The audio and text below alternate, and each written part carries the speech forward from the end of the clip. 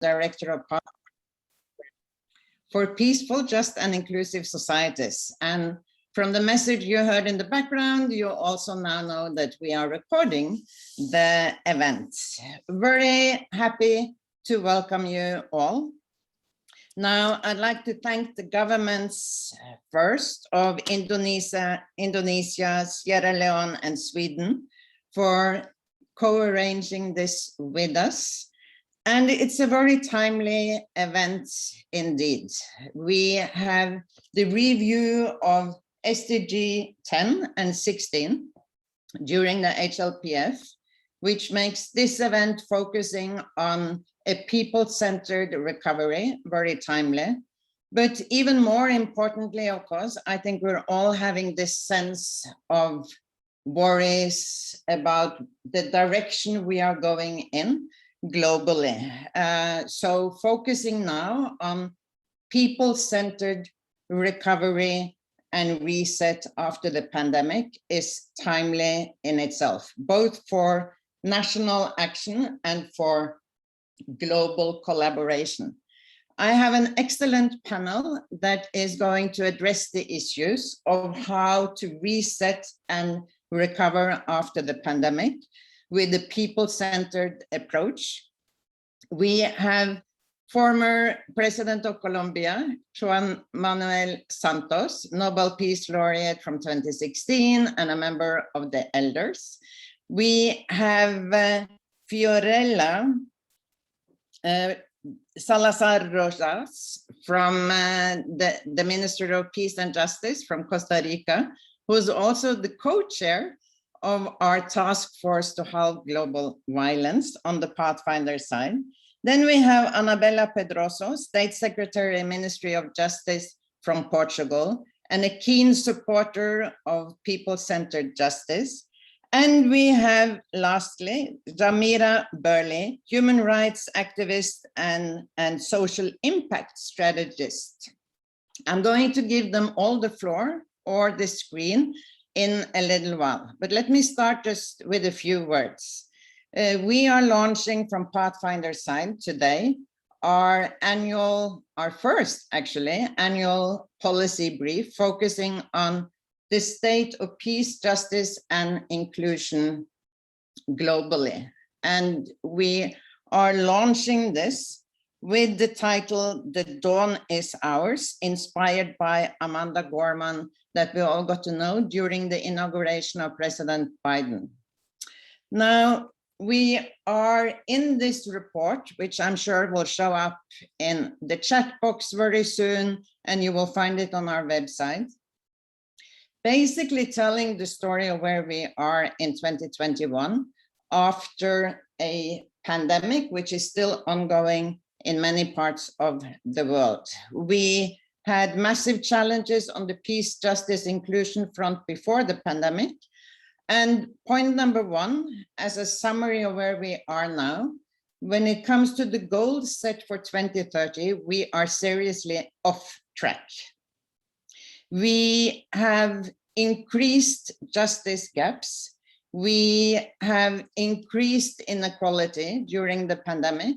We also see that in many places, inequality and the increases in inequality are overlapping with other cleavages, whether they are racial, ethnic, religion, or gender. We know that violence against women has increased dramatically in big parts of the world during the pandemic, and violence against children. We also know that the trigger factors for violence, inequality, exclusion, polarization, etc., have deteriorated, also increasing the chances of violence increasing as we go forward. So we are in a difficult state. We are in a worrying stage, and we are at the point where we basically have some tough choices to do and to make, and need to mobilize more ambitions and more efforts, and not the least more actions in order to get on the right track. Now, I'd like to ask the panel the four distinguished guests to address how to take all of this forward. Where is the silver lining? What can we do in order to turn things in the right direction? And hopefully at the very end, we will have a little bit of time for a Q&A. And with those few words, asking also people to mute themselves if they're not talking, etc. I'm going to hand it over first to President Santos. The screen is yours. Thank you, Liv, and thank you very much for inviting me to this very important panel. And I salute my co-panelists. This discussion is taking place all around the world. How to build back better, how to put in place the SDGs, and how to be a better world. The specific themes of this panel: how can we address peace, justice, and inclusion? They are all, by the way, interrelated. You cannot have peace without justice or without inclusion, and you need inclusion to be able to have peace. So they are interrelated. And I would start by saying at the very top, there has been a lack of leadership. When we address these type of challenges, we want to try to identify the obstacles to address the challenges. And I think the first obstacle that we have is a lack of leadership. We saw it throughout the pandemic. At the beginning of the pandemic, you might remember that the Secretary General of the United Nations made an appeal for a ceasefire of all the conflicts in the world. That was practically not heard. Nobody, or very few of the conflicts stopped, at least during the pandemic. And the fact that the Security Council took more than 3 months to pass a resolution endorsing the Secretary General's appeal is a terrible indictment of collective failure, particularly among the permanent members of the UN. But this Security Council near paralysis has to be understood in a wider context. Many failures of global leadership have to do with, for example, the insufficient coordination and information sharing to contain the pandemic, inadequate economic coordination by the G20 to protect the global economy, insufficient financial assistance to support the global South, and I would call it the moral catastrophe of vaccine inequity, as the recent panel of experts has made so clear. So first condition to be able to reach our objectives is to have a new type of leadership, which fortunately is also emerging. A leadership that creates trust, a leadership that is more persuasive than giving orders, a leadership that is more empathic, that has more empathy than simply authoritarian orders. And you see it in the pandemic. The countries that did better and that are doing better are the countries that have been led with that type of leadership, which coincidentally, most of them, if not all, are women. And that is a fact. So we need a more effective and more trustworthy type of leadership. Now, what are the main challenges at this moment? What are the inequities that this pandemic has unveiled so clearly? As everybody knows, the inequities among countries and within countries. Among countries, what is happening is dramatic. The poorest countries have much less possibilities of investing in the countermeasures of the consequences of the pandemic, on the social countermeasures. They are investing between 1% and 3% of their GDP, whereas in the rich countries, they're investing up to 25%. So there you have a big problem. The middle income countries also have the same problem, not as acute as the poorest countries, but also they don't have the capacity to address the pandemic and at the same time, the social consequences of the pandemic. The world needs to give these countries much more resources. As a matter of fact, yesterday in Venice, the G20 approved an emission of $650 billion in special drawing rights, which will address part of the problem. I am convinced that much more is necessary. So we have the inequity among countries. What about the inequity within countries? There, we also have a dramatic situation because the poor sectors of society became much poorer. We have today a dramatic situation. 2 billion people lack basic sanitation, and 3 billion people lack access to basic hand washing at home.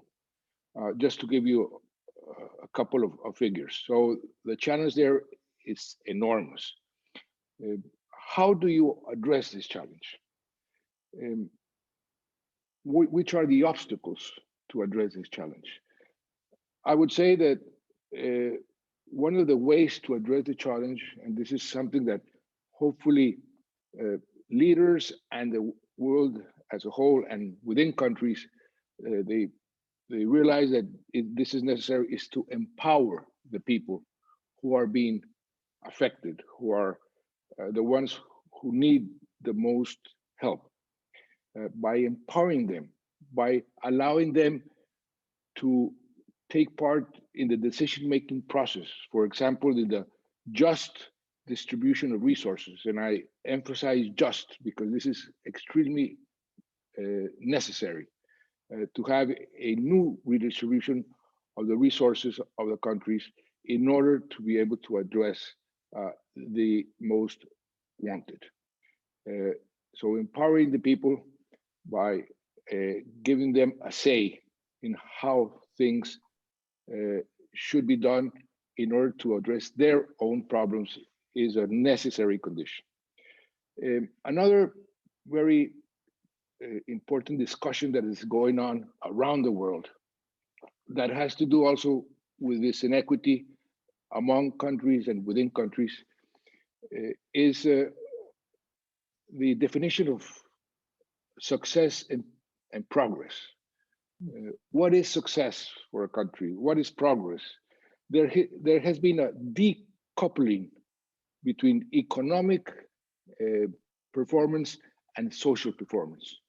We need to recouple that. And how do we do it? By redefining the matrices, the way we measure the success. How do we measure progress?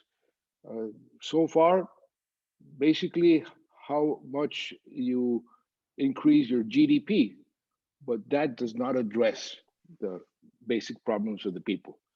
And there is a discussion going on in the OECD.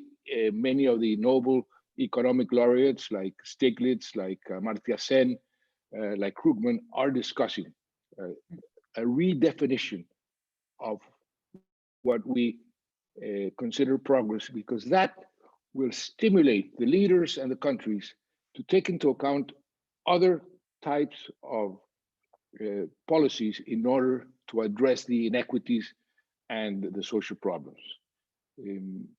So I think that is a very important step forward, and it would be a great contribution to addressing the problem that we have today. On the other hand, justice, access to justice. Justice has to be understood in a comprehensive way. It's justice in terms of gender, in terms of geography, in terms of indigenous communities, in all that type of discriminations that we see in the world. We have to address them in a comprehensive way.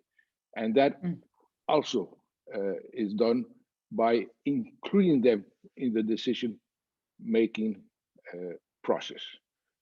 So we have a big challenge. We have a great opportunity.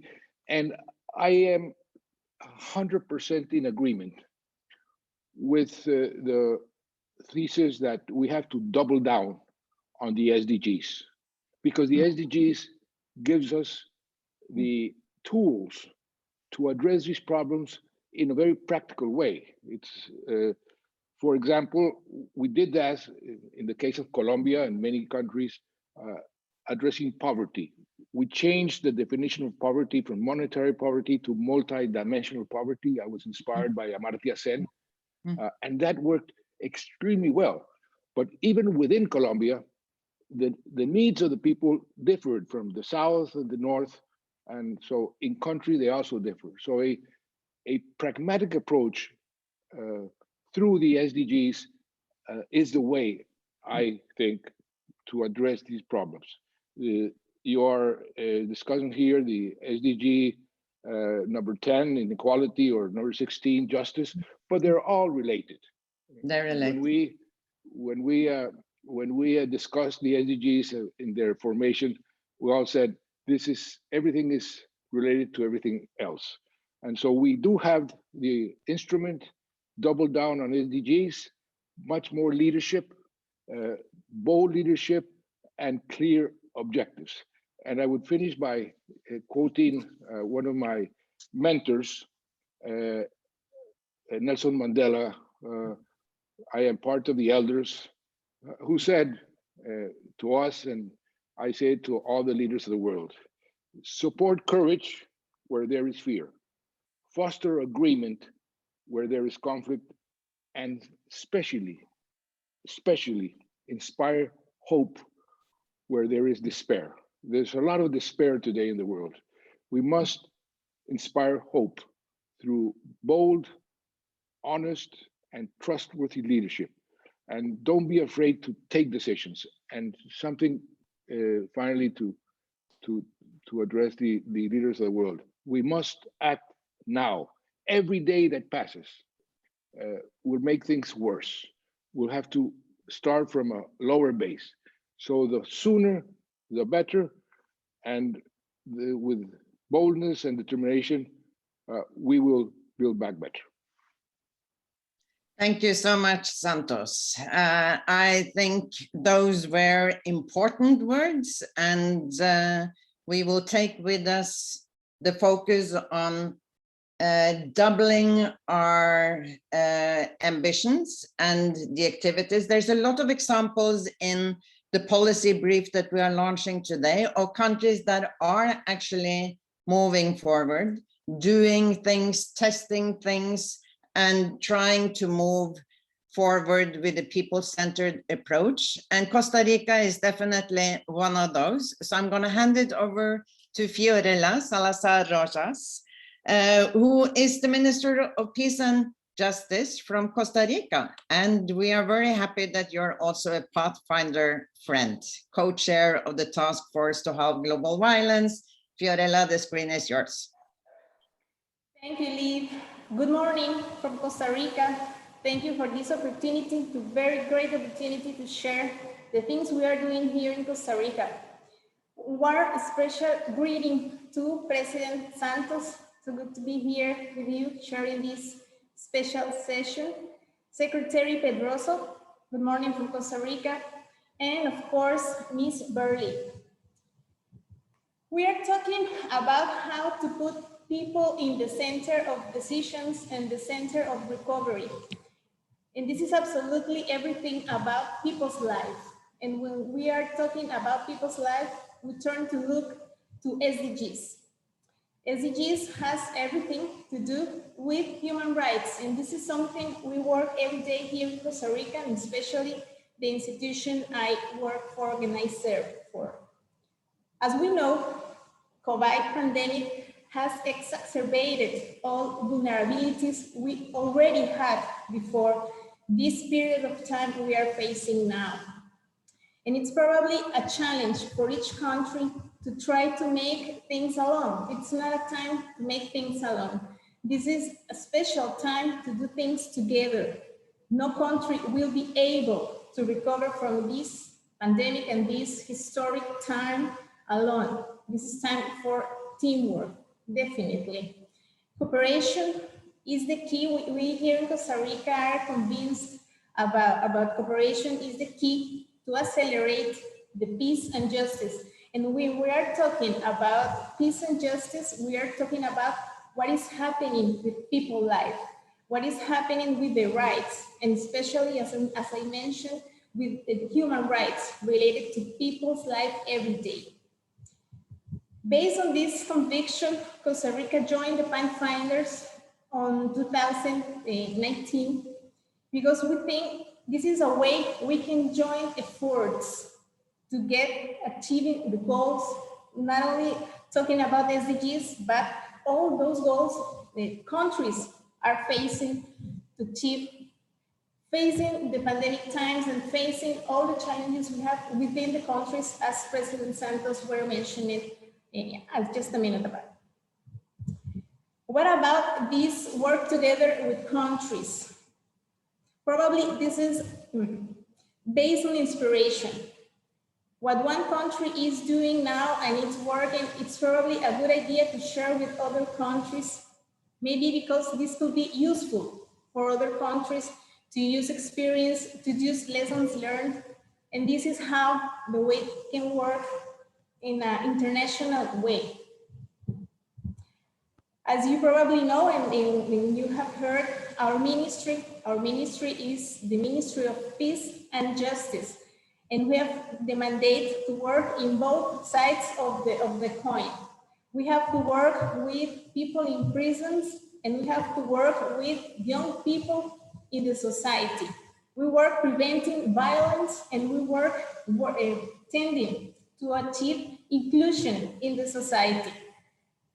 This is how we deliver our conviction of how the society should include everyone in the picture.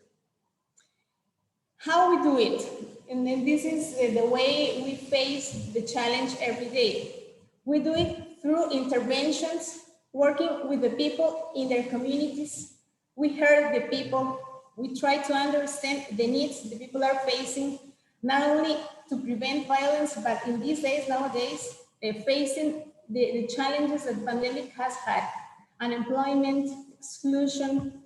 This is hard. It's a hard time to be sharing in the society. So we improve the way we try to be closer to the people.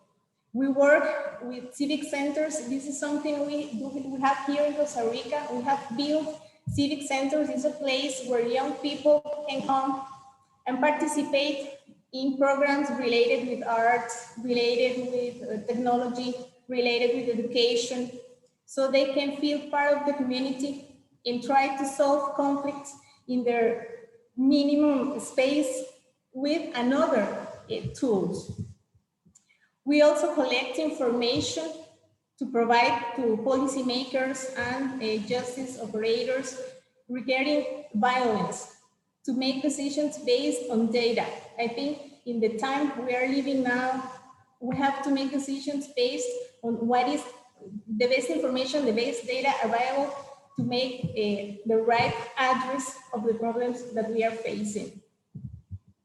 We have an intervention that we think it puts a person in the center of the question that we call houses of justice. This is a space when people can make alternate conflict resolution.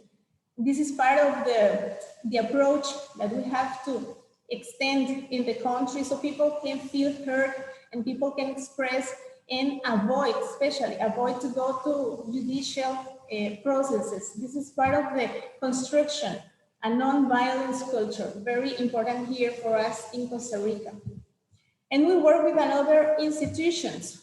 Here in the ministry, we have a cross-reference working with social institutions, referring people that is about to leave the prison, that is about to start their new life in freedom, to work with them, for them to start this new period of their lives in freedom, not alone. We want to be with the people accompanying this new process they are starting. As well, we receive reference from social institutions to be part of these civic centers that I was mentioned before. This is definitely not the work of only one institution. This is the result of the work together, several institutions within government, but not only government, it's also with social civility and of course, international support. We really like to invite people in other countries, and we're still doing here in our country, to work, look at the person as the center of every effort we make. But this is probably done, taking into account that we have to see the world and we have to see the situations and the needs from the point of view of the people, not from the point of view of the institutions. It's probably, there is a temptation to make things for the people thinking or based on what we think here in the institutions that should be the better solution for a problem. But probably the better solution for a problem there for the people is to listen to them. So we think we have to not only work for the people, but also work with the people. And that is the way it's probably easy to achieve goals and putting people in the center of the situation, working with them, listening to them, and integrating them in the solution so they can feel empowered about what is going to happen and what is happening. This can trust, this build confidence, and this is probably the key question that we can answer when we are regarding how to recover from this traumatic time that we are living as a world and as a country and at the level of the communities. Build confidence based on hearing and building together. Thank you. Thank you so much, Fiorella. And it's clearly a different, a new type of social contract coming out from both what you are saying and Santos was saying previously, with new leadership, more focus on deliverables and participatory processes, listening to the people and making sure that it's people-centered. With those words, Anabela, I'm going to hand it over to you. Anabela Pedroso, State Secretary, Justice, Portugal, and a keen supporter of people-centered justice. Anabela, the screen is yours.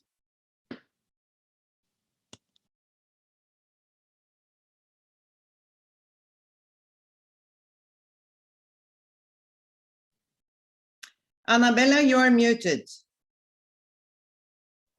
Yes, I am. Now I'm speaking. This is the word that I'm sure the Times will do like the best, or the word that we are using all over the world, that will be, you are mute, you are not listening you. So hopefully it will be the moment now. So my first word is for you, Liv, and thank you for the invitation, and to the Pathfinders and to my distinguished members of this panel. I'm so honored to be here, and I feel so humble when I'm listening people and persons that have so much experience in this topic, that is, how can we create an inclusive government and how can we create an inclusive justice in our case.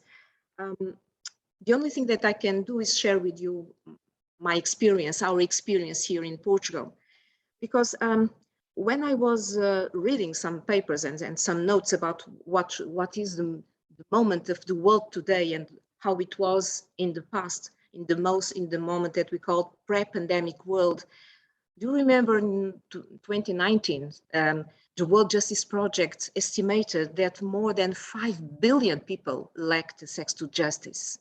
And so I said, how can we in Portugal, we are 10 million people, not billions. So how can we have some experience to share with a so huge and a so big problem? I think that in our way, the first thing that I would like to share with you that is this global idea that the pandemic deteriorates an already difficult scenario that we were living. As low-income, vulnerable and marginalized people experience more problems in one way, but we have more and we have new groups that become exposed, and that is the problem that we face today. And Portugal was no exception on that. And for me, even for me here in Portugal, was a surprise that in the area of businesses and companies, it was not unfortunately a surprise, because in the first 2 months of this year, we experienced 17 more insolvencies than in the similar period of 2020. So economic crisis hopefully will not come, but we are experiencing some problems naturally. But for me, the most extravagant of all this was during this first confinement, for instance, we had complaints when we speak about domestic violence that increased 180% in Portugal. Something that it's almost incredible.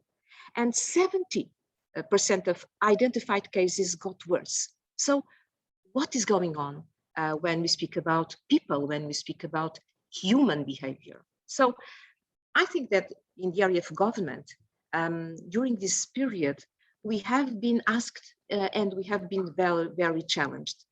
For instance, when we speak about services, we have to provide non-stop services, no matter if we are speaking about health, education, welfare. But most important of that is to keep the perception of the public services continuum, and that the public institutions didn't stop and citizens were not left alone. I think that one of the things that, for instance, I can share with you in Portugal was that very rapidly 2 laws were approved by the Portuguese Parliament. One, granting temporary citizenship to all migrants and asylum seekers to ensure that they had access to health care and facilitate access to justice. And secondly, granting Portuguese nationality at birth to children of immigrants, regardless the status, who have been in the country for at least 1 year. So that was the beginning of trying to create a better solution and a better world for those who were seeking Portugal. The second part is, let me go to another part of the problem, that is the solutions that we can provide. Here in Portugal, and as you see in many, many countries, the digital is a word, is something that we are very focused. And so I think that despite the problems, despite the lack of certainties that we have during this pandemic, it was proved that the resilience and the capacity of adaptation would not have been possible if in those countries, if in our country, in my country, the digital wasn't already a reality. And I think, and in this question, when we're returning to the beginning, we are speaking about 5 billion people that don't have access to justice. So how can we help in doing something different? Well, in trying not to be simplistic, but I agree a lot with President Santos when you said that we need to have simple answers. We need to be pragmatic. That's why I always think that we have simple approaches to complex problems. Perhaps we can go and we have to achieve a goal. And the example that I want to give you is something that is so easy, so simple. Why didn't we thought about it before? Well, when we began the crisis, one of the things that happens was naturally the hospitals, the maternities wards were closed. And so we had a problem. The children, the babies were born and they were not registered in Portugal. So in 8 days, the service of the registries, what they did, something that was to put online the possibility to register a baby. And now, for instance, the service continue and almost all the babies in Portugal today are registered at home by the parents. So simple answers to complex problems. This is the key to the solutions of what we want to achieve. But despite the importance of the digital, I think, and I'm completely sure, that the digital is not an end in itself. Technology only makes sense when used at the service of people, naturally. And for this reason, and because people matter, let me share another project that we started in Portugal before the pandemic, and it continues now in a new and powerful tool. That was our action plan that we call For a Closer Justice, in Portuguese, para uma justiça mais próxima. And the idea of proximity, this is what for me is the most important. We are speaking about something that is modernizing justice, but at the same time in a more inclusive way, in a more responsive way when we speak about the needs of the people. I think that it's something that we should continue to work in transparency, accessibility, effectiveness, as a matter of fact, in our case, was recognized by the OECD in what we are doing. A project that we began in 2016, what we call the Court Plus project. What is the Court Plus? Well, something that is very easy or very difficult. That is a new model of customer service. A smoother process and information flows between secretariats in the back office. A new and integrated physical front office to facilitate and humanize the contact with the citizens. Now we have it in 270 courts in Portugal. Is something important? Yes, it is. Is changing the connection between people and public services? Hopefully, yes. We have to measure that, as President Santos said. We have to measure and to see if the impact is already done. But we are continuing to do that. And that's why during the Portuguese presidency that we end exactly in the end of June, something that were the two pillars of the justice was exactly the protection of vulnerable adults and the use of new technologies at the service of justice. And as Liv remembers, we had a high-level conference. We called it For a People-Centered Justice, and we were exactly speaking about this with the civil society, with academia, with the international organizations, because the world is not stopping with COVID. The world is changing because of COVID, but we have to put it in another place, in another topic. So I think that in the end, three ideas that I'd like to share with you and leave with you. I think that if we want to change something and innovate in the area of justice, first, we are speaking about something that is the most important: willingness. Willingness to understand the experience that people have. And it is about supporting what game changers can deliver in the creation of a truly human justice ecosystem. The second, in the area of government, and we should do that very often, is to find ways to make the regulatory environment more adequate. Not only fostering what the game-changing technologies do, but what we want to achieve when we speak about the e-centered justice for citizens. I think the third part is about legal literacy and legal digital competencies. And what, once again, and forgive me, President Santos, because you were so inspiring, even for me. So what you said that we have to be easy in a way, you have to be simple in the way that you speak and the others can understand you. And this is something that is very important inside public administrations and for citizens.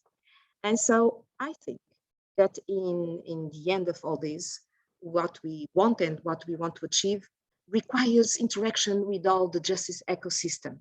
It requires the need to identify critical points of our judicial systems, those that make it excessively slow, those that make it excessively complex, and those that hinder citizens' success and damage their confidence in justice.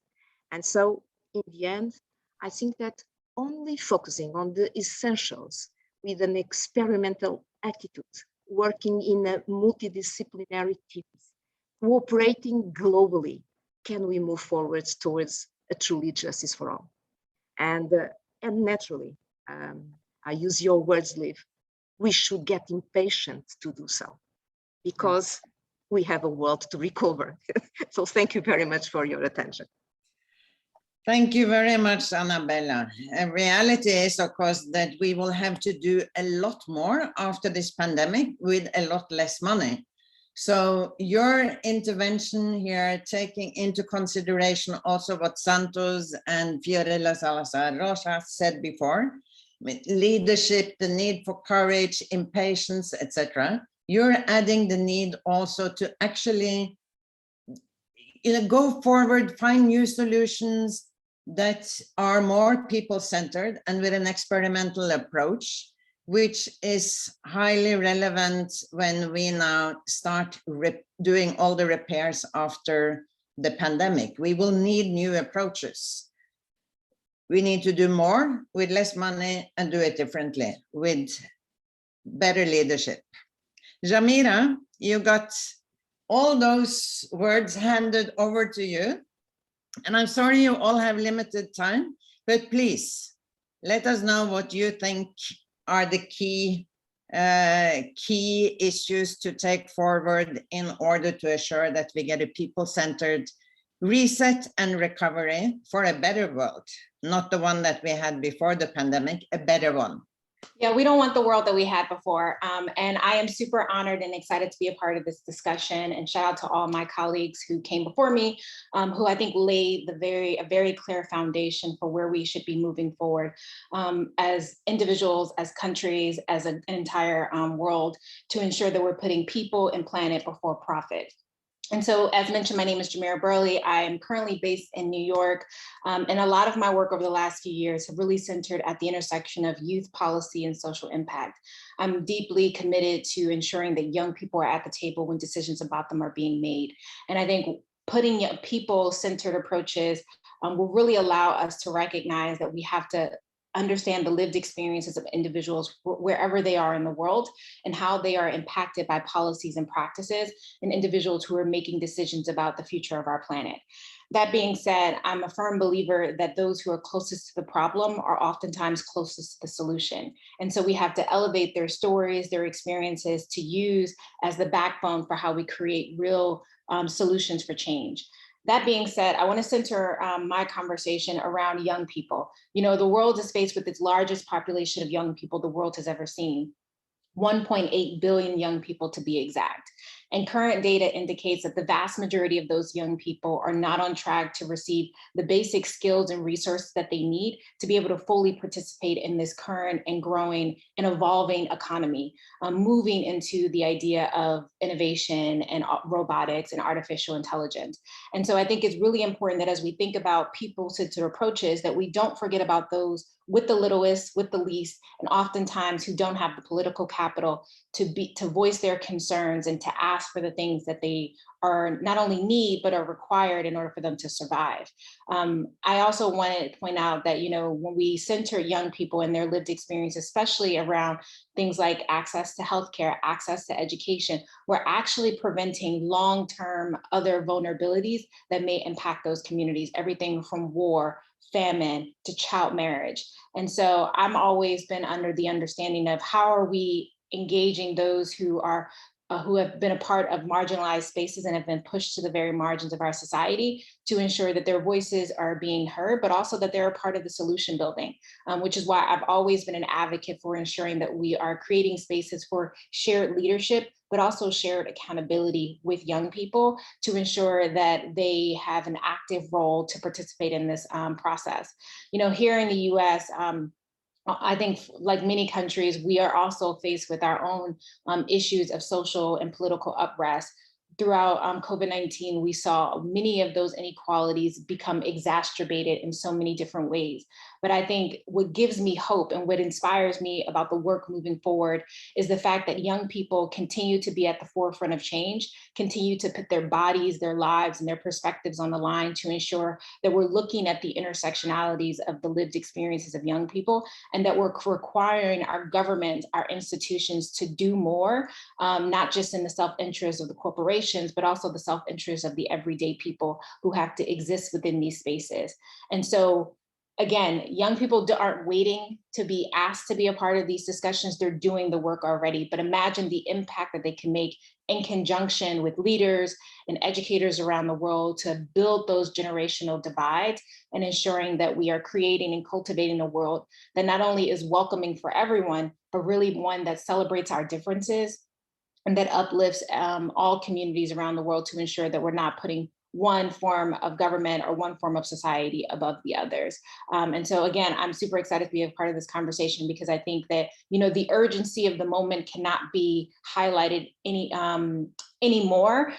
We are truly faced with some dire situations if we don't really start putting people at the center of change and start demanding that our government reevaluate how they do business, because we cannot go back to business as usual if it's going to mean more people are going to die, more people are going to suffer, children are going to be taken advantage of, and we're going to continue to see high rates of unemployment and poverty around the world, because that was the world before COVID, and that's the world after COVID if we don't do something about it now. So again, thank you for letting me be a part of this conversation, and I look forward to seeing how folks can use the information that we laid to hopefully, you know, encourage us all to do more. Thank you so much, Jamira, for very interesting input, and very important to take those points forward. Now, I have a bit of a challenge because we've got limited time.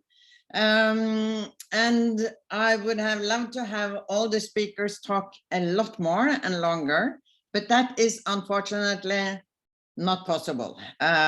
So for those of you who, like me, have been watching parts of the soccer matches these days, with Europe now competing in our favorite sports, you know, it's all about time and precision. Norway is not featuring very well in the soccer, so I'm not talking on behalf of our own team, but timing is going to be crucial as we have 10-12 minutes left. I'm going to ask each of the speakers to give us 2 minutes with addressing the following questions coming out from the chat box. One is, what is the one important thing that is crucial to take recovery forward? The one thing. Secondly, a lot of your inputs and comments reflect the importance of the state being more responsible, leadership on the state side, on the government side, etc. So how do you see civil society? That's my second question. What is the role of civil society in this? And then I have, I'm sorry, Fiorella, but an added question for you. If you can add just one line about your ambitions for the violence reduction work, both with your background in Costa Rica, as well as the task force on halving global violence. Santos, the floor is yours. You're gonna answer the questions in 2 minutes. Thank you. The first question, what is the most important element of all this process that we're discussing and to build back better? I would say empowering the people. Empowering especially the people who has been most affected. That is the answer to question number one. Question number two, how can civil society participate and what can civil society do? Well, politicians, people in government are or should be susceptible to what public opinion says and does. So civil society must press for prompt action to not delay the decisions. Governments are naturally slow in taking decisions and in doing things. Civil society must say, don't be slow. We cannot afford to be slow. We need action right now. And let me just finish by reiterating how important it would be to use a tool that we already have in every country, the SDGs, because they give us the elements to discuss within the communities the priorities and the way to do things, and you can measure them. So that additional aspect I wanted to reiterate, thanking you again, and thanking my co-partners in the discussion for their marvelous contributions. Thank you very much, President Santos. Now I'm going to hand it over to you to take it forward, Fiorella. I have your 3 questions here, and I want to use these 2 minutes. The first thing, what we have to have after pandemic time? I think my key answer will be confidence. We have to recover confidence, and we have to rebuild confidence, because people need to believe in something. People feel terrible this time, and there are many issues, there are many factors, not only within the countries, but around the world, that is affecting people. False information, for example, the pandemic, and the current situation, the actual situations within each country are affecting people's life. And I think people need something to believe in, and we have to work towards rebuild that confidence. And how can we do that? Showing results. Saying, I want to do something with you, and then after that, show results about we are doing what we promised. This is the first answer. The second, with civil society, probably enhance the complementary work. We have seen these days here in Costa Rica that civil society is really committed with the vaccines campaign. So we have to work together. It's not only what is the government doing what in this side of the house, and what is the civil society doing in the other side of the house. I think we have to work together, definitely. Otherwise, people is going to feel divided among efforts.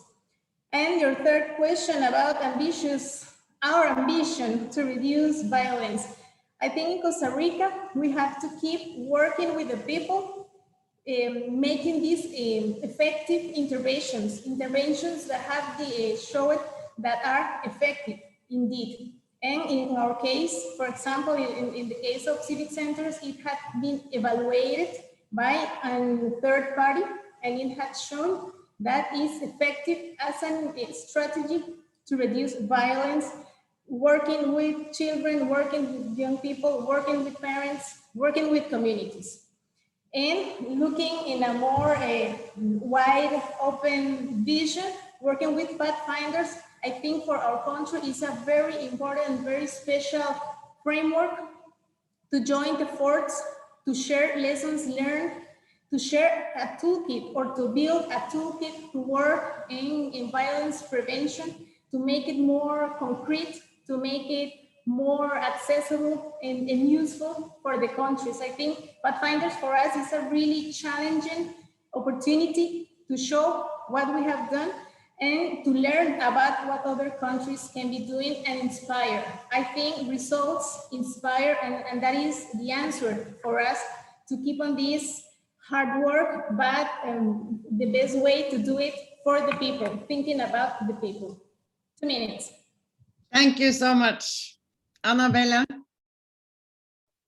In a very quick way. The first one, that is what should be the thing that we should do for the recovery, for me, is focus and motivation.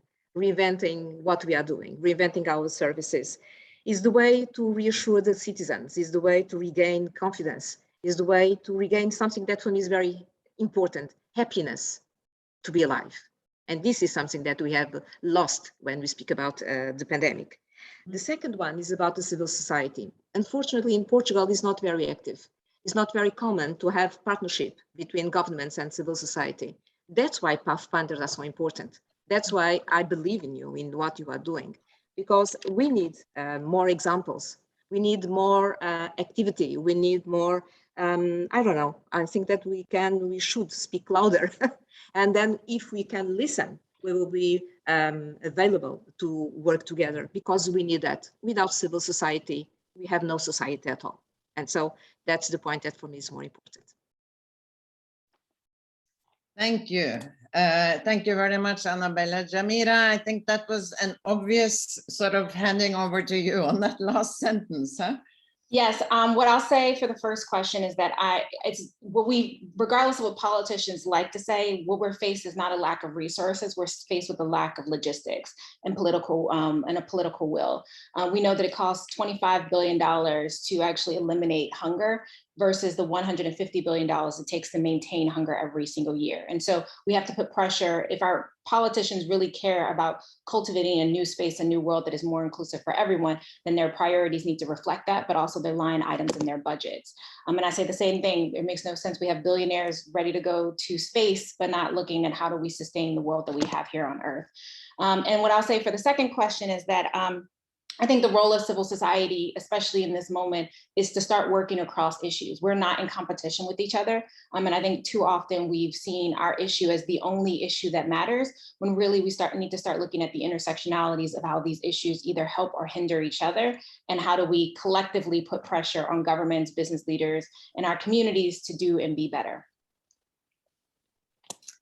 Thank you so much for important words, timely intervention, respect for the limitations of the digital world, put it like that. I'd like to thank all of you who have joined as well. It's very clear the key words that are coming out: more leadership, better leadership, more focus on deliverables, empowerment, focus, capacity building. I do think it's important that we keep repeating these words. In this polarized world, basically building traction for people-centered, people empowerment, focusing on results, like Fiorella was saying, is all important in winning the battle at the end of the day. And I do think with the tensions we have globally, building a coalition like the Pathfinders with the close to 40 countries, 100 partners or so from civil society, IFIs, private corporate sector, all focusing on the same, is going to be very important in winning this battle at the end of the day, which is crucial for all our futures, basically, wherever we are. With those words, I'm gonna wrap up. We are gonna do our best to spread the key words from the panelists out into the social media and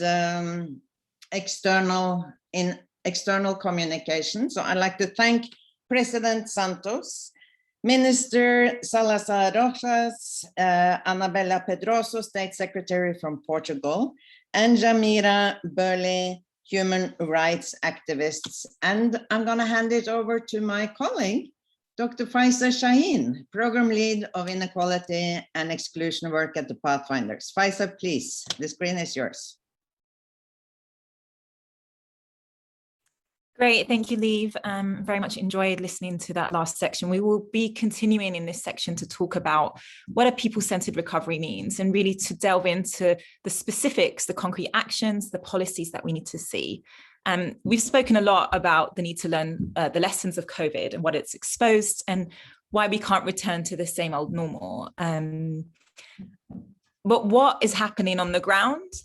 What is happening? What are the new policies and approaches at the local, national, and global level that are converting that narrative into change? Or where are the challenges that exist and that are stopping us from creating a better world? And so we have an incredible lineup today, and many thanks to our four speakers. We have Minister Francis Kaikai joining us from Sierra Leone, who's the Minister of National Planning and Economic Development. We have the Governor of the Central Bank of Tunisia, Marwan Al-Abbasi. We have the Deputy Director General for International Cooperation from Netherlands, Birgitta Tazelaar. welcome to you. And we have the Executive Director of Oxfam, Gabriela Bucher. So we have a really great group of people that will be able to speak to these issues. Before I turn to you, I just actually have a few thoughts just based on the work that we've been doing within the team. And of course, when you think of a people-centered recovery, almost the natural thing to do is to think about what it isn't. What isn't a people-centered recovery? And we know what it isn't. We've seen what it isn't. Of course, we know from after the financial crisis, when, you know, within a couple of years, those who caused the problems were back to huge bonuses, while the poorest were still seeing the effects and still suffering the consequences. And we hadn't seen wages rise at the bottom and in the middle for many years. And unfortunately, we're seeing some of that again now. And I think we do need to be clear about that. We have seen this increase in the number of billionaires, whilst we've seen an increase in the number of people in poverty. And we should be worried about the path that we are on. And as others have said, you know, it will take a lot of work for us. But it's not impossible. And I think the other thing that we're seeing right now in terms of what a people-centered recovery isn't, of course, is at the global level, where we're seeing a parting of what's possible for countries with the fiscal space and countries without the fiscal space. And of course, a sizable skew in the parts of the world that are able to access the vaccine quickly. But rather than switching to what we don't want to see, I think we really want to focus on what we need to see in those concrete actions, as I've said. So over the last 2 years, we've been engaged in some in-depth policy research. This will be culminating in a flagship report that will be published at UNGA in September. But I just want to talk through some of the principles that are emerging from that. And actually, a lot of what we've heard today is echoed in what's coming through, which I think is a good sign. So firstly, I think it's really important to move in the right direction. What do I mean by that? I think sometimes we can feel overwhelmed by the tasks ahead. So for instance, one of the issues we're looking at is affordable housing, and it can seem unachievable when we have market forces as we do, when we have rapid urbanization in parts of the world. But instead, we do need to think about the stepping stones to progress, and we need to move in the right direction. And, you know, at least say take something like housing, you can at least start doing something about regulation. And so we can't let the perfect be the enemy of the good. And people need to start seeing that visible change in the right direction. Secondly, we need to think about a social recovery alongside the economic recovery. And I think in recoveries, we often hear a lot about infrastructure investment and very much welcome things like what the Republic of Korea is doing on the Green New Deal. But we also need to think about social infrastructure. And I think issues like social care have been very much exposed by COVID and yet aren't getting the attention that they deserve in terms of policies and policy change going forward.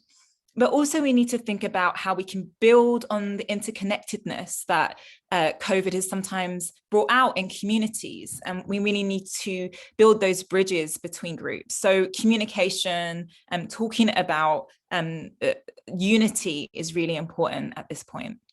Thirdly, so this social solidarity building doesn't need to happen just domestically, it needs to happen internationally. That we can be upset about the moral issues and with the disparities that we're seeing on financing and vaccines, but also the global economy will suffer if we continue on this current path. Finally, and the fourth point is that actually change doesn't come from government alone, and we need civil society, and we need to build the bridges between government and civil society. And as others have said here, we need to do that in order to listen to everyday people, in order to make sure that all governments are held to account. So with that, I think this is a good segue now to turn to the speakers, and those are just some headline thoughts from the work as we're doing it, and I'm sure more will emerge in this discussion. So very lucky to be joined by our esteemed guests. Let me first turn to Minister Kai Kai.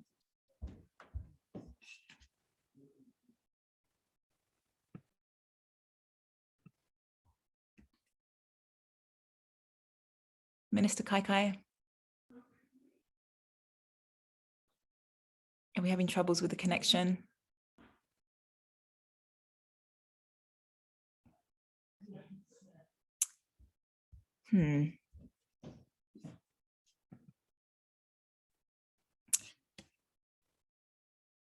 Okay, so I think maybe we'll, if there are any issues with, oh, there we go. Hello, hello, welcome.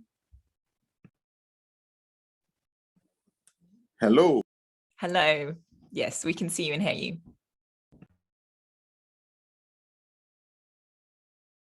Hello, everyone. Hi, Minister Kaikai, we can hear you. Yeah, sorry, I'm extremely sorry. I'm out of Freetown. I'm in the regions. I had a meeting there today, and it coincided with this important Zoom meeting. So I'm sorry. It's a bit. I'm not quite. I'm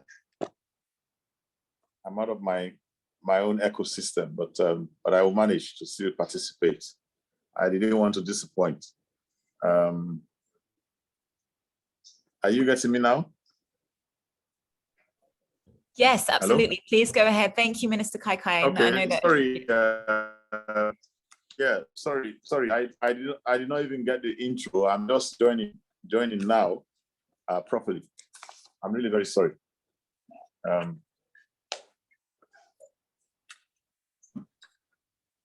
Do you want me to just summarize?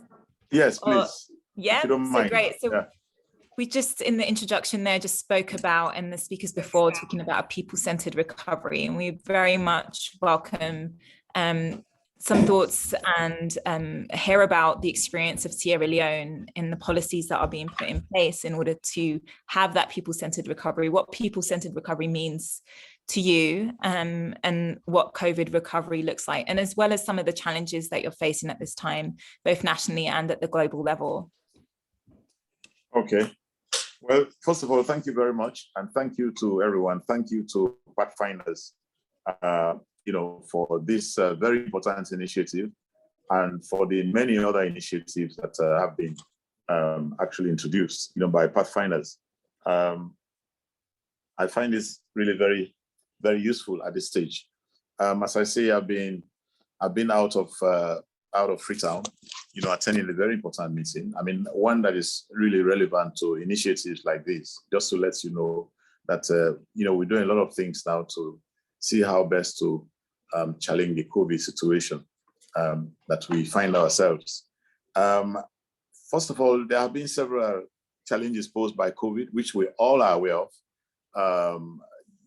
It's a health pandemic, but then the impact has gone way beyond the health sector. It's social and economic, cultural, settings have all been affected, by the COVID pandemic. The only good thing is that, Sierra Leone has had Ebola before, as you're all aware, and we had the Ebola experience. So that experience has been partially used, to really address, some of the challenges thrown at us, by this very pandemic itself. We have a health system that had collapsed. So what we have tried to do is to actually set up, something parallel with the health system to help coordinate the response to the COVID-19 pandemic. We've set up a national COVID response centers. We had a national response center set up in the capital, but we decentralized this to all the districts. So each district has what we call a DICOVAC, a district COVID response center. And all of these are manned by coordinators who work very closely with the health system. In every district, you have a DICOVAC that is managed by a coordinator who works very closely with the district medical officer, and they work very closely with all the other responders. So is the health management system in every district working with this DICOVAC. And also you have people from social welfare and other important ministries that are key in the response to work with the coordinators. We also have the national security network also working with them. We have the police, we have the military, because we've deployed all the relevant people who normally respond to disasters, because we need to control people. I mean, where there are, we have important, there are cases where we have actually instituted lockdowns even between districts, so that movement from one district to the other is prohibited. And we have to have our security forces enforcing this. And we've created a series of checkpoints manned by security forces and health workers, who have to also screen people who are moving, who are supposed to move, and so on and so forth. So there are lots of things also respecting the health protocols at these centers, respecting health protocols in public places, and so on. All of these are really required a lot of investment in people, who will help to manage the system. Then we also have invested in institutions. Now we know strong institutions are important, especially for managing COVID. If they are weak, it's a problem. So the health sector needs a lot of strengthening, and there's need to make sure we also distinguish between the health sector that responds to other diseases like malaria and other communicable diseases, which have been there before. You have to draw a line between those and COVID response. So how do we make sure we draw the line there so that people don't feel that all the hospitals are dealing with COVID patients and they become afraid of going to hospitals? Also is addressed. We also have strong institutions built up around the border areas between our countries. In the case of Sierra Leone with Liberia, the border areas are properly managed as well. On both sides of the border, Liberia has instituted same, and Guinea on the northern flank, they've also done the same. So manning those health posts is critical to our recovery. Then at the international airports, of course, there are clear health protocols there also to manage the COVID situation. So these are the things we have done so far, and clearly all of these things are being managed. There are challenges in managing them. We need more manpower. We need more resources to keep people on the ground, to keep people working 24/7, to make sure they pay attention to these processes and so on. So support for these processes are very important. They costing the government a lot, but then we still have to fight COVID. We don't have we don't have any choice there. Thank you for that, Minister Kaikai. Sorry, Yeah. I just Yes. I think it's really interesting to hear that how Sierra Leone did learn from the Ebola pandemic epidemic. It would be good. I can come back when I can come back. It would be good.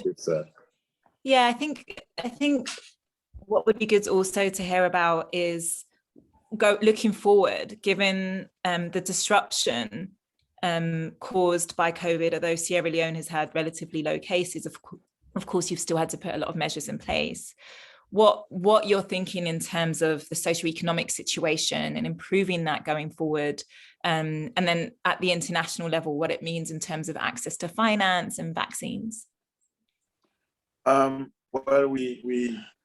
what we have done in terms of the socioeconomics of this is to also immediately put up what we call a quick action economic recovery program. The government has instituted this program to fight COVID, and what does this mean? It means apart from the health response, there has been a response in other sectors. We had to make sure that supply lines are maintained, because we still depend on the international market for a lot of basic commodities. And how do you make sure that COVID does not affect that? So that's one of the areas the Quick Action Response Program has addressed. We also have tried to set up a safety net system for the very, very vulnerable, the poor. Cash transfers have taken place with the support of the World Bank and other institutions that have provided this assistance. I think it has been really very important to have this important transfer. We have people who are doing small businesses, and those small businesses need a lot of capital, and the capital has been provided also through various channels. The small, medium enterprises are clearly very important now, and this is spreading across the country to make sure people have their lifeline to, support from the government and from our international partners. Also in agriculture, we have tried to also support food production across the country. Small farmers need a lot of support all the time. So we've ensured that supplies of inputs to the farmers, has been maintained, to make sure that, food production can still go on. Then, of course, some people maintaining jobs has been also an important element, of our response. Job creation. How do you do this in the context of, growing unemployment? So what government has done is to support not only the small, medium enterprises now for jobs, but also undertaking road construction activities, road rehabilitation activities, activities that actually create a lot of jobs for young people so that the people remain employed and they can address their basic necessities. So this is it. And we have also tried to maintain our medium-term national development plan. We never abandoned it. So all the other components to do with mining, to do with transportation, and so on. All of these have been used to generate jobs for the people. Also, we have specific youth projects, youth in agriculture, youth in fisheries, youth in commerce, youth skills training. We've used all of these possibilities to generate income for poor people and for the young people, especially young men and women, so that they remain gainfully engaged and also being trained whilst they receive some income to support them. So we've had all these as ways to address the private sector. Also, we've got credit line open for them so that they can continue their activities. They don't lay off people.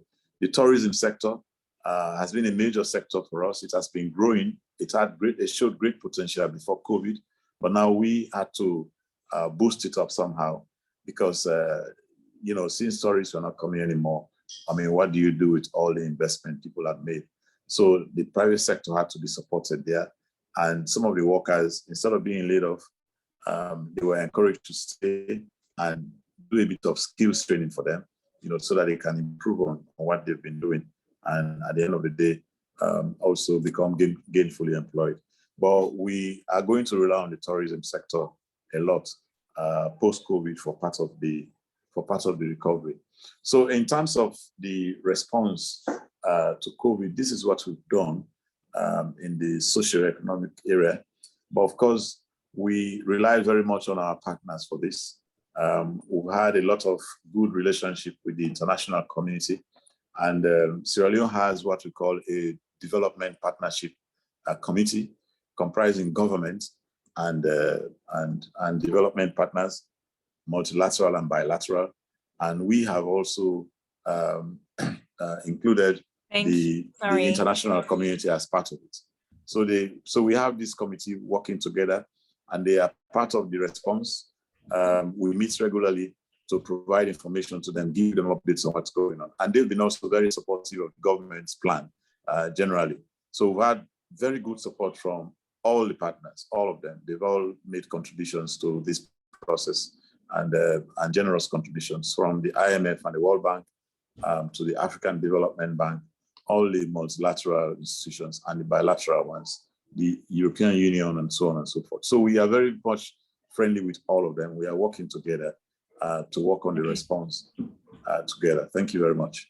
Thank you, Minister Kai, for that really comprehensive sense of the different interventions that have taken place. And if we get time in the chat after, it's keen to think about what of those are going to continue going forward and aren't just short-term policies. I'm going to turn now to the Governor of the Bank of Tunisia, Marwan Al-Bassi. Very welcome. Thank you for joining us today. Hi, Dr. Shaheen. I'm really happy, as usual, to be part of this discussion. I'm honored, and you know very well that the time is really important to talk each other and to try to find out some important solutions for the global pandemic all of us are facing. In Tunisia, we've had 3 or 4 waves, on the pandemic, and the one we are facing right now is really hurting a lot the Tunisian people. And the first wave, we were able to, to do for more than 2 months, the lockdown of the economy, and I'm not sure, we measured, the impact on the economy. That's why the second wave and the third wave, we were more able, to manage, let's say the economy and the let's say the capacity of the public health, to manage, let's say the impact of the COVID-19.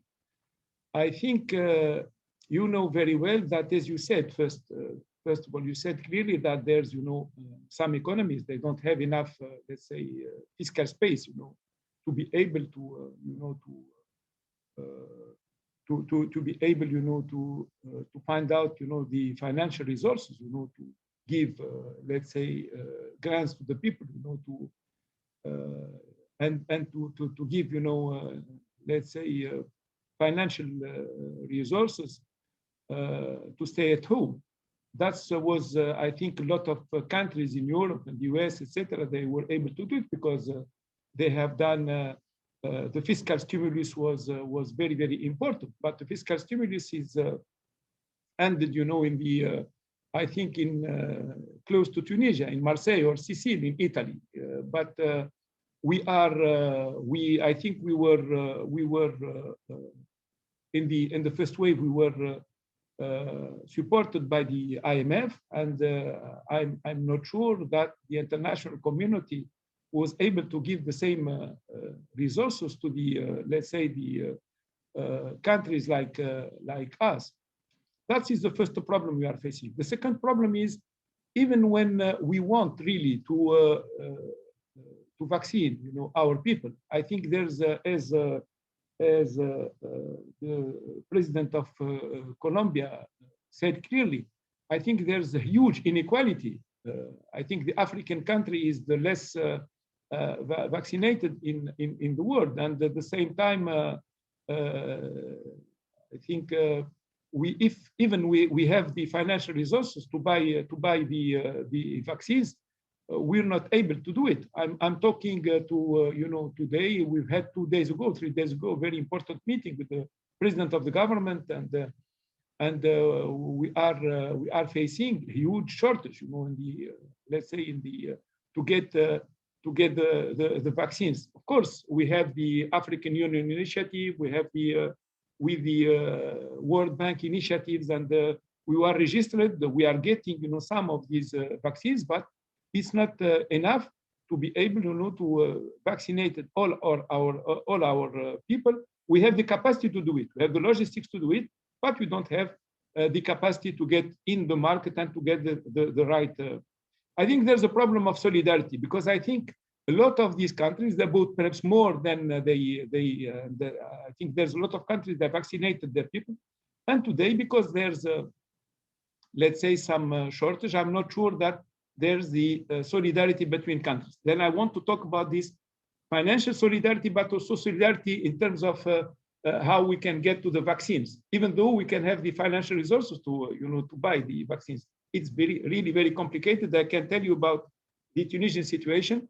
If you have people who can, we are talking to each other, but I can tell you that we are facing huge problems to get even to buy the vaccines. And there's the second inequality. There's the third one is in the country, because I think there's a problem of culture, and people that are,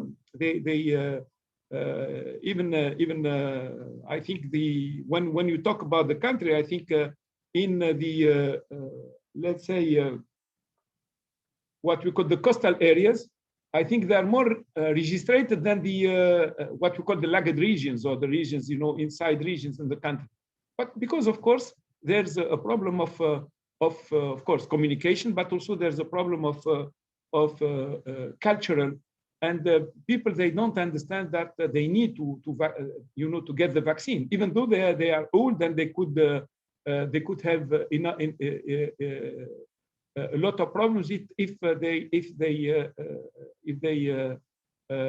think they catch, let's say, the COVID-19. We are facing this problem, and we are doing a lot of let's say our Minister of Public Health is doing huge efforts, to go inside the regions and to bring with the military and with the civil society, etc., and trying to get in these let's say lagged region and to try to inoculate the people there and to give them the vaccines, because you know very well that without getting to 50 or 60% of our population, and to begin from the older to the vulnerables to the others, I think we need to do it, and I think there's some inequality even in the same country. Now let's come back to how we can get out of it. I think we can get out of it with more solidarity, internal and international solidarity. First, in the very short term, to get the vaccines, and people, and I think the countries who are able to buy more than what they need, I think they have to share it with others. They can get through, the African Union. They can get through, the World Bank Initiative and others. But we have, I think, the people who they can have the capacity to vaccine their people. They normally they should get the vaccines at the right time. I think as soon as we get the vaccine, I think we will be able also to come back to normality and to come back to work and to come back, to let's say to the economic, the normal economic activity, and that's what we need, because till now we have two, let's say, problems at the same time. We want the economy to come back, but at the same time, we need also our people to be able to go to work. That's also is part of, the second one is related to the informal economy. The informal economy is very important in our countries, and people, without getting, the, let's say, grants or financial resources, to ask them to lock down, I think there's no any opportunity for them, if you don't have the financials, even though you have the financial resources, you should be able also, to target the people and to give them, these resources. And we are doing it in Tunisia with the digital wallet, etc., with cash transfers, but we are facing also a lot of problems, because these people, I think, they need also to work each day, and they have also the, I think, the opportunity to do it. They don't want also to lose their work. That's also is part of what we are facing. Then we are facing new problems. I think the situation is exceptional. I'm not sure also we are getting to exceptional measures or exceptional solidarity within, and we know very well that today, and we said clearly in the meeting in Paris with Mr. Macron, we said clearly that it's a human rights problem, and we need to vaccine all the world. If not, it's what we are getting right now. We have the pandemic back in a lot of the problems back in a lot of countries where vaccination came to 60 or 70%, because we have new problems with Delta, with others, with the, and that's also is part of, because I think there's less solidarity between us. That's the problem, because you don't vaccine the people, then there you have a new, let's say, bodies, of these COVID-19, and after you cannot stop it. There's no borders and frontiers, for the COVID-19, etc. That's the problem we are facing today, and we need to find the, let's say, the IMF, World Bank, and others. I'm always talking about, I think, G20, G8, etc. There are a lot of talk, but today we are talking about how we can use the DTS, people who normally, countries who could not use it, how they can share it with others. That's what we need to talk and what we need to do and what we need to, I think that's its priority. Mr. Macron in Paris with all the lot of African president and minister of finance, governor of central banks, etc.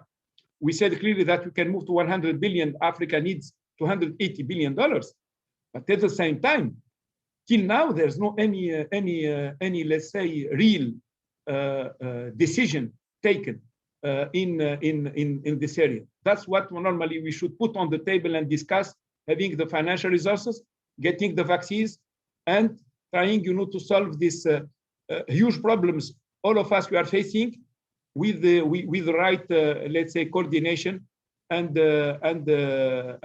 effectiveness. Thank you. Thank you so much for that intervention and that really important take on the realities and the challenges on the ground, both nationally and globally in terms of moving forward. And I think that message is heard very loud and clear in our own work as well, Governor, about that need for international solidarity at this point. I'm going to turn now, just we're short on time and I can see some good questions coming through, to the Deputy Director General for International Cooperation from the Netherlands, Ms. Tazelaar. I'm sorry, I'm butchering your name. I'm not doing a good job on your name. Hi, welcome. Thank you very much. You can hear me well? Yes, we can hear you perfectly. Great, great, great. Well, good morning, afternoon, wherever all of you are. It's a real pleasure to be here as part of this distinguished panel. I would really like to thank also the organizers, including Indonesia, Sierra Leone, and you know that the Netherlands is a strong supporter of the Pathfinders for peaceful, just and inclusive societies. I will focus a little bit on people-centered recovery in justice, because we are very strongly invested in promoting SDG16 with a particular emphasis on people-centered access to justice for all. But I always have the urge to start with some killer facts when we talk about justice, which was already the case before COVID. And just as a scene setter, we know that 5.1 billion people lack meaningful access to justice, which is 2/3 of the population worldwide. We know that 1.5 billion people fail to resolve justice problems once they have access. We know that the costs of injustice are huge. In OECD countries, it is estimated between 0.5 and 3% GDP. In low income countries, it is estimated at 2% of the GDP. We also know that a lot of countries are spending very little money on justice. I know some countries in the Sahel, for example, 1% of their budget goes to justice, as compared to 20% maybe to security. Well, compare that with the costs that injustice costs. These are not always the best decisions. We also know that from a donor perspective, only 1.5% of our ODA is spent on justice. So in short, I always say we're failing. We're failing when it comes to justice, and we have to continue working very hard to redress that. And we should do so in a people-centered way. Now, talking about recovery, I think justice and people-centered justice is very much linked to inequality. And the governor mentioned it also clearly when it comes to COVID-19 and the access to vaccines, which I fully understand, even though I hope that with COVAX, we're trying to redress that. And as the Netherlands, we are an important donor to that. But we see that because of this, the COVID-19, a lot of underlying problems are being exacerbated. And one of them is, of course, the inequality. It leads to grievances, it leads to violence, it leads to poverty, and very often even to conflict in both low and middle income countries. So we need to resolve inequality, and we know that that is always very political. But and we know also that it's essential for resolving inequality, that it is extremely important to ensure equal access to justice. And this is important because we have to look at the bigger picture, and I'm looking from a donor perspective as well. And we know that 2/3 of the extreme poor in 2030 will live in settings of fragility, conflict, and violence. Now, the COVID pandemic has added obviously to greater stress, and it has reversed decades of development in poverty reduction. We have new conflicts, political unrest, mass protests, and again, what underlies this stress is unequal and unjust power structures and a wide and growing justice gap. So let me just give a few examples on how we think we can illustrate that relationship between justice and inequality. We know, for example, that formal justice institutions are less responsive to the needs of poor. This was the case before COVID, and it is still the case during COVID. Why? Because these formal institutions, they are often urban, they're expensive, sometimes, or in some cases, often there is corruption. Cases take a very long time, and the poor can just not afford that. So it's good that there are grassroots organizations and informal justice systems that can fill that gap and that can bring solutions closer to the people. But we should not wait for formal institutions to catch up, even though these formal institutions have to do better and they have to become more people-centered. But if we wait, we will deny justice to the poor and to women. Well, what are we doing as a donor? For example, in Mali, we're supporting a paralegal program in the north of Mali, and we're also working on alternative dispute resolution in Somalia with IDLO. Again, ideally, it should be formal institutions who become more people-centered and ensure that there's access to justice. But in the absence of such, we have to work in a different way with grassroots organizations and with partners like IDLO and others. And from that perspective, I also really welcome the establishment of a new funding mechanism for grassroots justice defenders by NAMATI and the Mott Hewlett Foundations. The second example in linking inequality and justice is the obvious one. Women have less access than men. And on top of that, during this COVID, we have seen also an increase in human rights violations, discrimination, and women have been particularly affected, both in economic terms, as well as, unfortunately, being victims of domestic violence. So again, here, women are a high priority for the Netherlands in our justice work, and therefore we work with the UNDP and UN Women in trying to increase access to justice for the most vulnerable women and girls. A concrete example here is the support we give to a national roadmap for legislative reform in Ethiopia to address those laws that discriminate based on gender. Again, this is a way also of working on a people-centered recovery and ensuring that laws become people-centered by addressing inequalities in a proper way. Thirdly, specifically looking at situations of fragility and conflict. So as I mentioned before here, again, inequality is so often the result of inherent power structures with the powerful protecting themselves and preying on the weak. So when these countries emerge from conflict, it's essential that these structural inequalities are being addressed. And one of the ways of doing so is through transitional justice systems. And it is I'm therefore also very happy to be in the same panel as Sierra Leone, the minister from Sierra Leone and the governor from Tunisia, because in these countries we had, of course, important truth commissions that made recommendations on how to tackle systematic corruption, and in Sierra Leone on how victims could receive reparations, including free education and forms of medical care. I think it was a good example of how you put people-centeredness in the forefront after a crisis.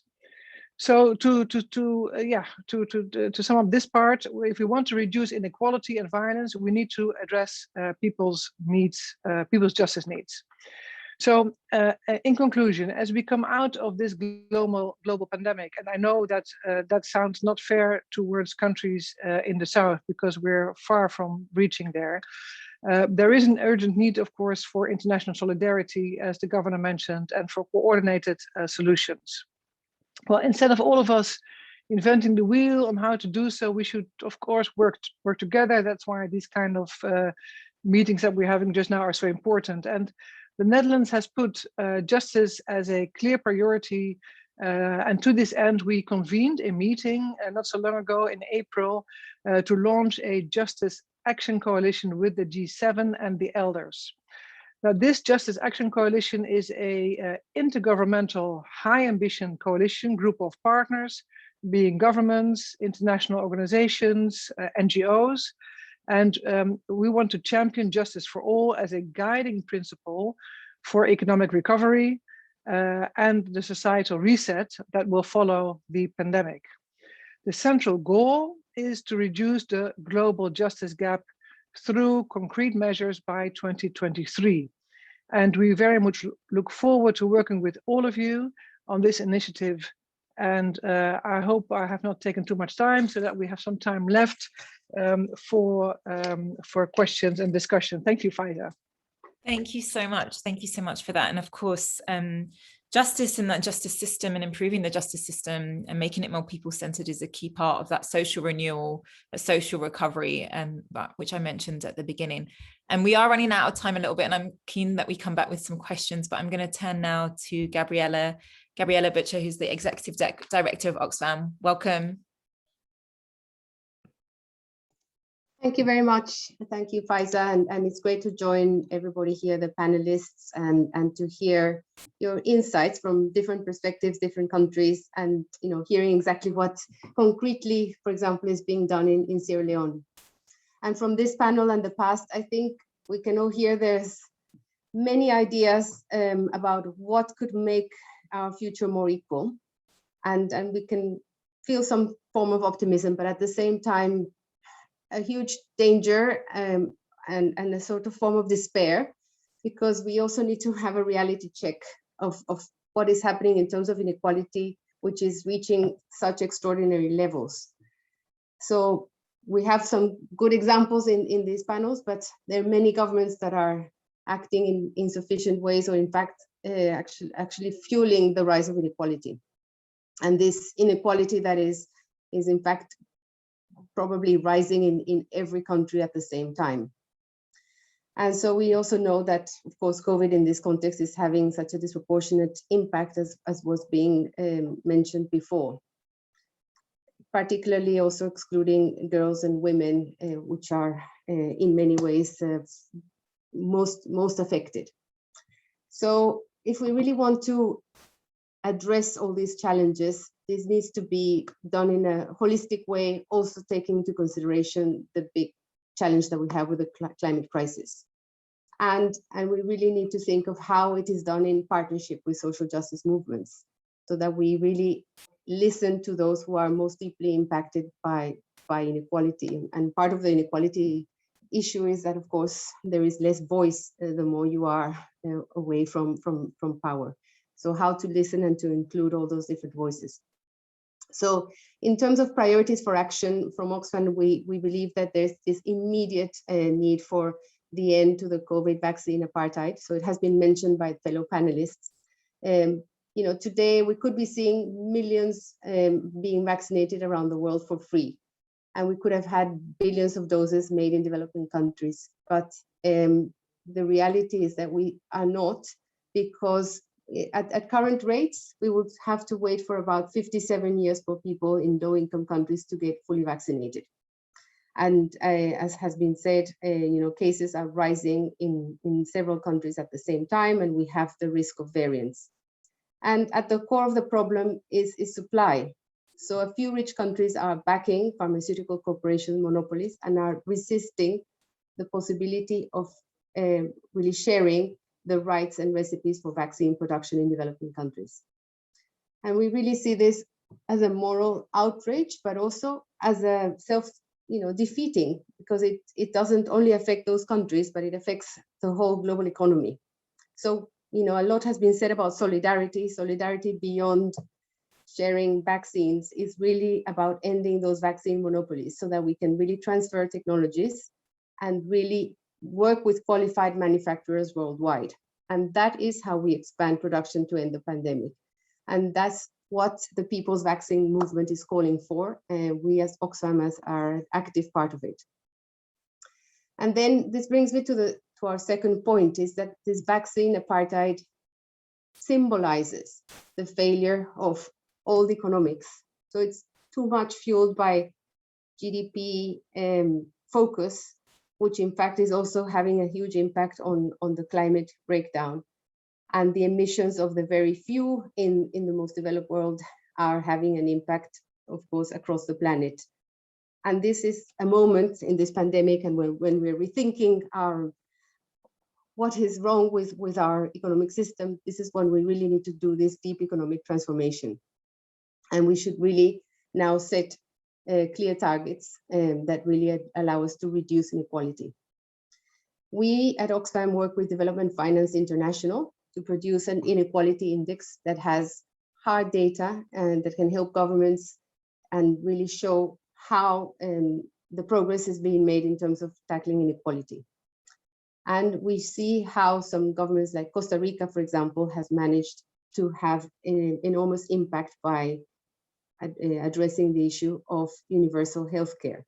And Minister Kai was talking about the many actions in Sierra Leone, and a key one has been making secondary education free. So these big equalizers that are doable and have been tried and tested in countries should be the blueprint, and that should take us to the next stage of the recovery that is really centered on what people need. And then panelists were talking about the issue of fiscal space and how there is, of course, a lot more ability to invest in some of the most, in the wealthier countries. But the fiscal space can exist the world over if we think differently. So there's a possibility of wealth taxation. And Argentina has a good example of having done that in the space of the COVID recovery period. But we also know that we can have much stronger action in terms of corporate taxation. And this is something the G20 is discussing these days, but it's about really a corporate taxation that is transformative and that is at the high enough rate that can really make a difference and not continue with the race to the bottom that we have seen over many years. So after the Second World War, rates of 40% were seen in the United States, for example, and that fueled a period of great prosperity. The point also in this tax reform is that they need to benefit all countries. So it's an issue of justice so that countries can tax corporations where they have their activity and not where they are headquartered. So this is a critical issue that needs to be debated these days, and we hope that we can go to the higher corporate tax rate as the US government is calling for, and that we can really use this moment to create much more fiscal space in countries around the world by having a fairer tax system. So finally, I'd like to say that Oxfam is a proud member of the Grand Challenge on Inequality and Exclusion, and we want to see not just more exchange between more governments fighting inequality, but also more governments coming together on this agenda and acting in concrete ways. Thank you. Thank you so much, Gabriella, for that. And I want to pick up on your point about corporate tax, because there's a question in the chat about it. And I'd really like to hear from our country participants, especially Tunisia and Sierra Leone, about the impact of a new global corporate tax, which has been backed by the US. You know, what do you see as the benefits and shortcomings of such a tax? You know, how will it make a difference for you? And, you know, where would you like to see that corporate tax take the needs of low and middle income countries more into account? And Gabriella, just because you've already spoken about it, there was a question about civil society, where governments and civil society are working together to deliver responses to the pandemic. And so any lessons from that, from Oxfam's perspective, would be good. So I'm just going to come back. We've only got a minute each. I'm sorry, that's a very short time to talk about these things. But on this new global corporate tax, let me bring in Governor Al-Abbasi first, and then I'll come to you, Minister Kai. I think it's a very good news for us because you know very well, I don't know if you know very well or not, but Tunisia was part of what they call the gray list of the Gafi, 2 years ago, and we were able, to be out of it, I think, for more than 6 months. That's also was part of, and you know very well that we are facing these problems, having firms here and getting their taxes in their countries. I think based on what Gabriela said, it's clear that if we have, these fiscal, what we call fiscal space, we have it, globally. As I said earlier, we have this, all this quantitative easing, all these fiscal surplus. I think these, what you call this fiscal support done by EU or the US, etc. I think it was very, very important. But it stopped close to our frontiers. But at the same time, we need to deal with the migration, from the other side. That's also the problem we are facing because we are managing the security, of a lot of European countries through the Mediterranean Sea. But at the same time, I'm not sure we are getting the right, let's say, even investment in our countries. We are signing a lot of, let's say, with the EU, we signed, a lot of, cooperation, but I can tell you that till now, there's no enough FDI back to our countries. We know very well that we are facing, a lot of problems, and I'm talking about my country because there's the political transition, etc. But we are sharing the same values. I think the only country in the regions sharing the same values that with the EU. I'm not talking about the other countries, but you can go through the map and see it. I think it's Tunisia, but I'm not. I'm always saying that Tunisia is the. I don't want to say this global public good, but it's a regional public good. And the phase that you cannot, you know very well the region. Tunisia is the country that we've had this revolution. Until now, we are trying, to maintain, this freedom in the country, the freedom of, the press, etc., etc. That is part what we are doing. But at the same time, there's no FDI back. If FDI is going to other countries, I think Mr. Biden was very clear about a lot of countries in the region. But I think there's an unfair, even competition. Then back to the taxes, I think it's a very good decision. But at the same time, we need to see the impact of the decision. How these countries could come to these regions, and we are trying to do the working on the green, on the renewable energy, having this trying to put the very difficult democracy. It has a cost, democracy, and to be frank, there's a huge support from the EU, but not enough to give us the opportunity. We don't need, grants. What we need is better cooperation, better, let's say, solidarity in terms of vaccination, but at the same time, FDIs, and as you said, I think equal fiscality, and let's try to do it. I think it's a very good idea, but we need to see it on the ground. Thank you, Governor. And that point about is it enough, it being enough, it not being enough is a really important one to raise. And for countries, donor countries, to be thinking about the political context that countries like Tunisia are operating in is really fundamental. Minister Kai, can I just bring you in? And we're running very short on time, and Sarah Cliffe, our director, is going to come in at the end. So if you could give a minute of thought of what you think the corporate tax does, this global corporate tax does for Sierra Leone. Well, thank you very much. I think it's a very new phenomenon. I mean, I would say phenomenon because it's the first time it's being pronounced, and coming from the developed world, I think is very welcoming. I must say it's good news. because our fiscal policy generally has favored multinationals all these years, and they've been paying lower taxes, and somehow transfer pricing has not in any way advantaged us. We have lost a lot, especially companies operating in the natural resources sector. So more or less, it's like we have given our resources almost for nothing, to the multinationals in the name of foreign direct investment and trying to attract them to stay. So it's a huge challenge. And so talking about corporate taxation, we don't know how it's going to work. We don't know how it's going to advantage us as a country. But what we know for sure is that there is need for more taxation. Because when we have attempted it, we've been blackmailed somehow to say, well, if you tax the same company a bit more in Sierra Leone, they probably will relocate to Ghana. And but if you give them more and more concessions, then they will come. But then that's the way we've lost all our natural resources, to a lot of these corporations. And we've seen huge benefits gone out of our countries, and very less for our governments.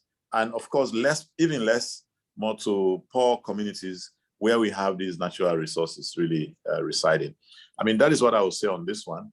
It's a welcoming news, but clearly we need to see how it's going to impact the fiscal space that we have currently that is very limited. Thank you. Thank you very much.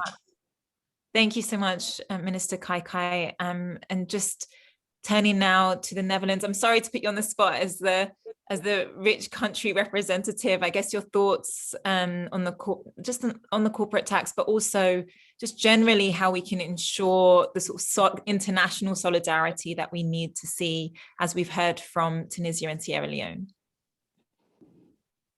Yeah, I think international solidarity is, of course, extremely important. Well, that's why we also have COVAX. That's why we are contributing to COVAX. We have also said that the extra vaccines that we have available, they will be given away, the 15 million that we have in surplus. But we have to keep on pushing this worldwide. I mean, being the 10th donor of COVAX for a country like the Netherlands is okay, even though I think all in all, we should do a better job. And when it comes to the tax agreement, I think it's a welcome, and our government has also welcomed this agreement. Of course, it needs to be worked out with the OECD, DAC, and the G20. But clearly, this is a very welcome step. I know some are not happy because they feel that the percentage is too low, but still there are some European countries that were below or that are below this 15%. So I think it's a good step in the right direction. And I hope that it will indeed lead to more income for developing countries, and that income will be spent in a people-centered way. And yesterday I was in a panel talking about SRHR. Good, let that money be spent on more access for supplies for women, or for more access to justice. I hope that the global South and civil society organizations in the South are also going to play that role. Thank you. I'm sorry, it's bad chairing on my part. We've only got a minute left, Sarah. Gabriella, if you could forgive me, if I can. Did you want to say something very short, or can I turn? Something very short, yes. I'd like to say something very short, because the 15% is close to the tax haven rate of some of the European countries. And it's also, the exclusion is for the majority of companies. So only companies over 20 billion in turnover are included in this, and only those that make over 10% of profit. So there's so many exclusions, the City of London being considered as an exclusion, that in the end, their calculations show that about only 3% of this tax would be going to those least developed countries. So we are very concerned that this is definitely not changing in terms of global solidarity, but actually an opportunity that has been wasted.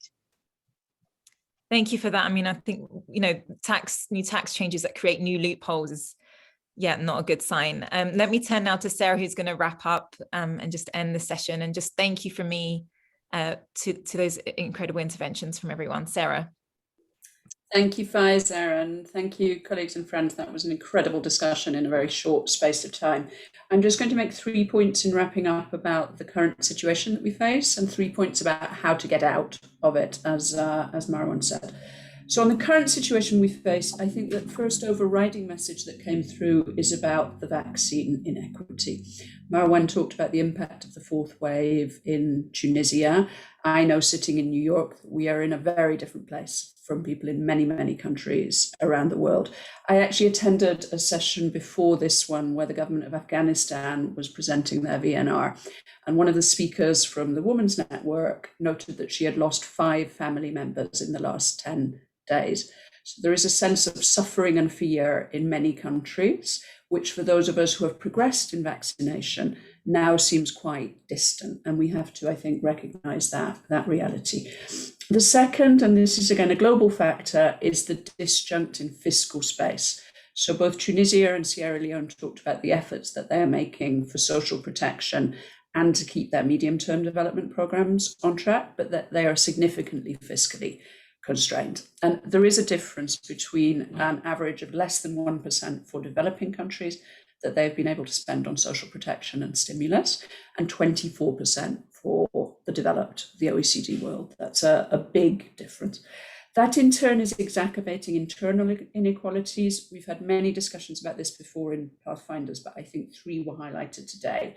One is for youth, who of course continue to bear much of the socioeconomic impact of this crisis, even though the health impact was much greater for their elders. The second for the informal sector, and the third for lagging regions and disadvantaged groups. 3 points then on how to get out and achieve a people-centered recovery, as Birgitta put so clearly. I think the first is to strengthen the narrative and the joint collective action and campaigning on the fact that we need a recovery that recreates trust. We need to avoid the situation that emerged after the 2008 recovery, where the money spent, in fact, created distrust rather than increased trust in citizens. And the way to do that is to make sure that it goes to those who really need it, that wealthy people contribute, and that the programs have anti-corruption controls. In part of that narrative, we also, I think, need to make the strongest possible point we have that this is crucial for sustaining democracy. We are going to see rounds of unrest of the type, for example, that Colombia has faced recently, if we are not able to provide this assistance. That goes into national solidarity, where there are practical aspects of contributing from those who have capacities, who have managed to preserve income or assets during the crisis. We talked about wealth taxes, and also dialogue. So Birgitta talked about the lessons of, for instance, dialogue that both Sierra Leone and Tunisia have, which I think can be useful to many other countries. And the last is on global solidarity, coming back to my first point. And here it really is still astonishing to us that the IMF estimate of 60 billion to vaccinate the whole of 70% of the adult population by the middle of 2022 seems so difficult to reach. That's a very, very small amount of money in terms of what has been spent on the impact of COVID-19. Similarly, the corporate taxation, it is very important to make it work at a higher level for developed countries and with less loopholes. But everyone agreed, I think, that the step itself is very positive. This is something that we have crucially argued as a mechanism of more equitable financing. Similarly, special drawing rights are good, but don't go far enough. And again, we have the press to do something on fiscal space. So can we take a little bit of that gap between the 1% of GDP spent in developing countries and 24% in developed, and put it into stabilizing the world, in particular stabilizing countries where they are really trying to have a people-centered recovery in place. I'd like to thank everyone for their contributions. I'm very sorry that we went a little bit over time, but this has been a really excellent discussion, both the first segment this morning and this part of the discussion. I'd like to thank Governor El Abbasi, Marwan, Minister Kai, Francis. We appreciate very much that you connected from the Northern Province. I know this was not easy to connect from. Birgitta, Tazelaar, thank you so much for your engagement in this debate and your excellent comments. And to Gabriela, again, thank you so much for your partnership with Pathfinders and the Inequality and Exclusion work. I'll recognise Liv Torres, also our Pathfinder Director, just as we sign off. Thank you, Liv, for an excellent event. Thank you, everyone. Thank you very much. Bye. Thank you very much, Sarah. Bye. Thank you. Thank you all. Thank you, Thank Sarah. you very much. you. Excellent Thank you summary. very. Merci, Manuel. Yeah, good Yeah. summary. Good summary. Thank you. Yes. Thank Thank you. you. Bye bye. Gracias, Gabriela. Ciao.